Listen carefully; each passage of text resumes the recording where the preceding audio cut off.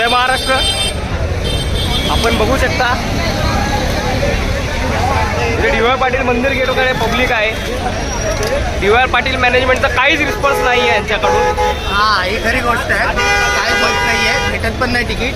आज 2 दिवस झाले सलग मी बघतोय. काल पण मी इथे आलो. इथे बुक माय शोवर कमिंग सून दाखवत होतं आणि आज पण इकडे काहीच नाही दाखवत आहे आणि मॅनेजमेंटकडून पण काहीच रिस्पॉन्स नाही. काल मी जेव्हा इथे आलो या लोकेशनला, इथे काही एजंट काही दलाल इथे उभे होते. ते सांगत होते की 1,500-2,000 तिकीटची कॉस्ट काल सांगत होते आणि तेच एजंट आज 4,000 ते 5,000 सांगतायत. ते एजंट इथे गेटच्या आतमध्ये कोणाला तरी कॉल करतात आणि त्यांच्याकडून तिकीट परचेस करून या बाकी पब्लिकला देतात जे ब्लॅकने घेतात. पण बाहेर अदर पब्लिकसाठी नॉर्मल तिकीट कॉस्टवर काही तिकीट अवेलेबल नाही आहे सांगतायत. बुक माय शेकडून पण तेच होतं आहे. लास्ट टाईम कोलप्लेला पण तेच झालेलं. डी.वाय. पाटील मॅनेजमेंटला ही गोष्ट माहीत आहे की नाही, हे व्हॉलेंटिअरचं काम आहे की मॅनेजमेंटचं काम आहे माहीत नाही. याची दखल घ्यावी.